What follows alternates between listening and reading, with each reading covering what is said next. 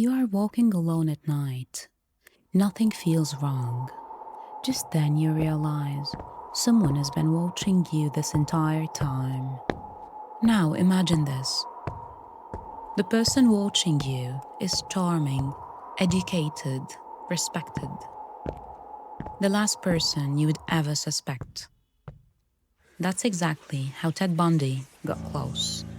And by the time people realized the truth, it was already too late. At first glance, Bundy didn't fit the image of a killer. He was intelligent, politically active, even worked at a crisis hotline, helping people in distress. But here is the disturbing question. How does someone who helps people become one of the most infamous predators in history?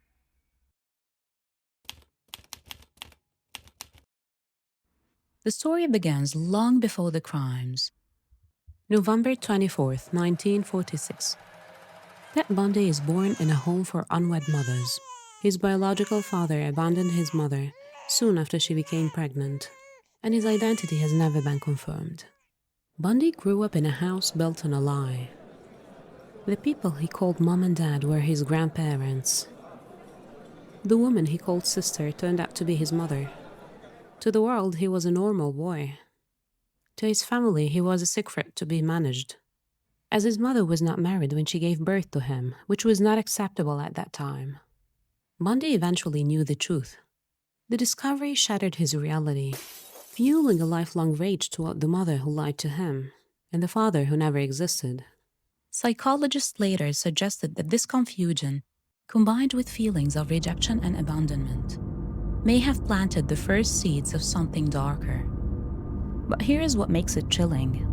Nothing about his childhood clearly predicted what was coming.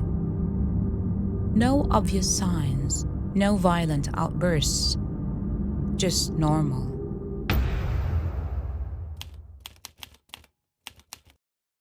Fast forward to 1974.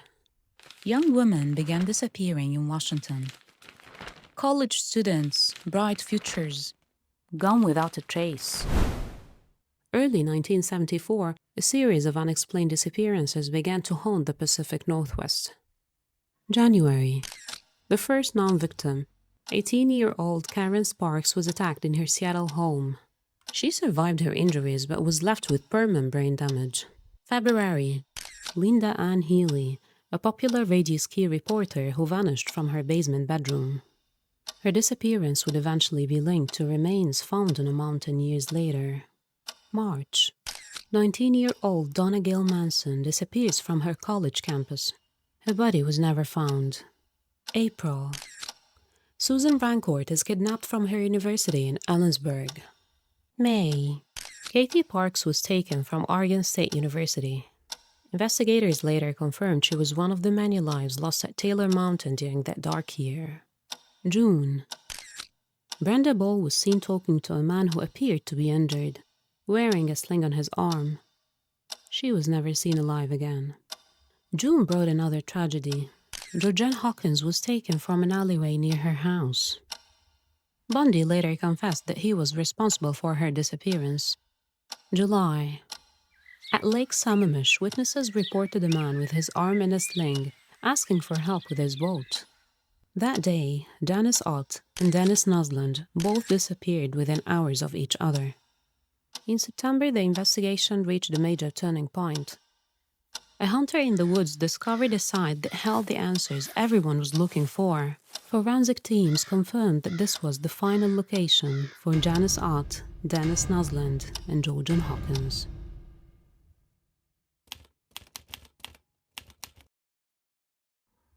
The remains of victims are later found in remote areas, hidden deep in the mountains. Authorities began to realize they are not dealing with isolated cases. They are hunting someone methodical, someone patient, someone who blends in. Then suddenly he disappears. Not caught, not identified, just gone. This wasn't coincidence. This was escalation. Late 1974, as the year went on, the focus shifted to Utah. where several young women went missing. October 18th. Melissa Smith, who was only 17 years old, vanished from Midvale. October 31st, on Halloween night, Laura Aim also disappeared. Both cases would eventually reach a sad conclusion when investigators located them in remote areas. On November 8th, a woman called Carol Devanche became a key witness. Bundy, posing as a police officer, tried to kidnap her from a mall. She fought back and escaped his vehicle. Her bravery would later be the key to stopping him. Sadly, on that same night, Deborah Kent disappeared from a school event nearby, and she was never seen again. Witnesses describe a man, well-spoken, polite, sometimes even pretending to be injured, asking for help. And that was his method. He didn't chase victims. He earned their trust. Here's where things turn darker. Bundy wasn't just committing crimes. He was studying people. He understood behavior. He knew how to appear safe. That's what made him dangerous. Because his greatest weapon was not force. It was manipulation.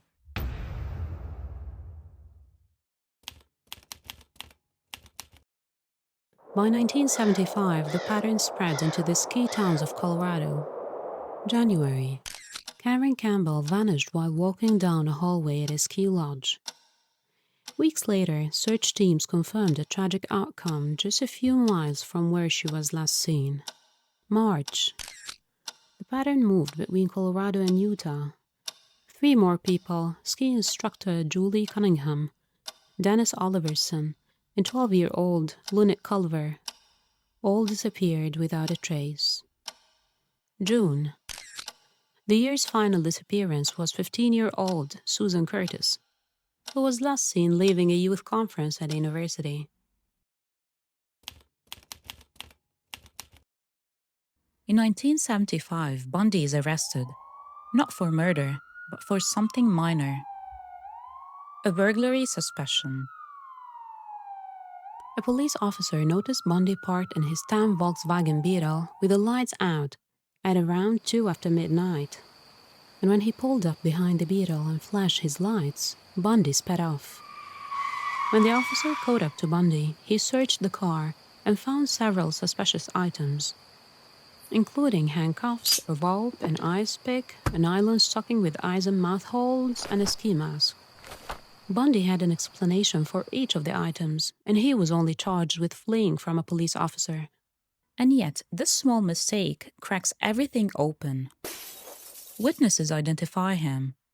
Do you remember Carol Devanche, the girl who escaped from Bundy in the mall? Yes, that's her. She identifies Bundy in a police lineup. Connections start forming. For the first time, the mask begins to slip. February 1976. Bundy goes to trial. He is found guilty of kidnapping Devanche and is sentenced to up to 15 years in prison. October 1976. While in prison, he is officially charged with the murder of Karen Campbell.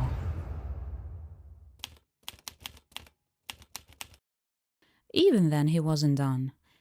In 1977, he escapes, not once, but twice. His first escape was in June 1977. While in jail, Bundy helped with his own legal defense. This allowed him to use the jail's law library, where he escaped through jumping from a second-story window. He spent 5 days hiding in the nearby mountains before he was caught. He was then sent to a jail in Glenwood Springs, Colorado, and charged with murder and escape. His second escape was in December 1977. Bundy lost enough weight to squeeze through a hole in his cell ceiling, which was meant for a hanging light. To buy more time for his escape, he hid books and other items under his blankets to make it look like he was still sleeping in bed. A man suspected of multiple disappearances walks free again.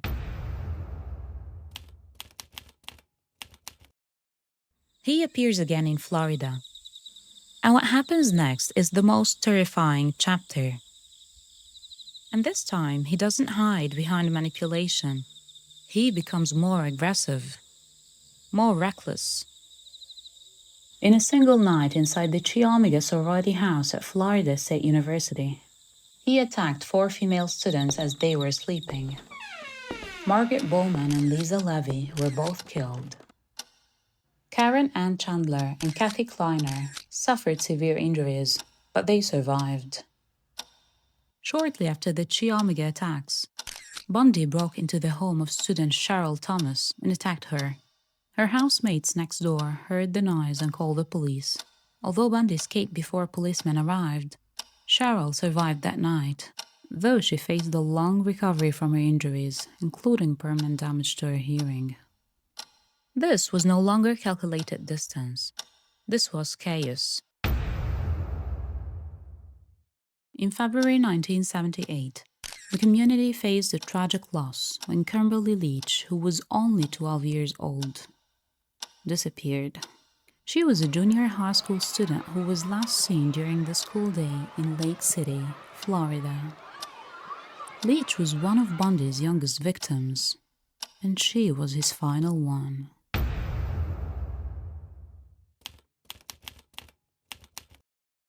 On February 15, 1978, at 1:34 a.m., a police officer noticed a suspicious car driving strangely. He quickly checked the plates and found that the car was stolen. The driver, Ted Bundy, fought the officer and refused to say his real name. After a struggle, the officer was able to arrest him, surprisingly. What ultimately helped convict him was something almost unthinkable: a bite mark. Forensic evidence that tied him directly to the crime. Bundy left a bite mark on victim Lisa Levy's left buttock after the 1978 Chi Omega House murders. Investigators compared the bite mark on the victim to dental impressions taken from Bundy after his arrest, and they matched, so it was taken as an evidence. One small detail that ended years of ambiguity.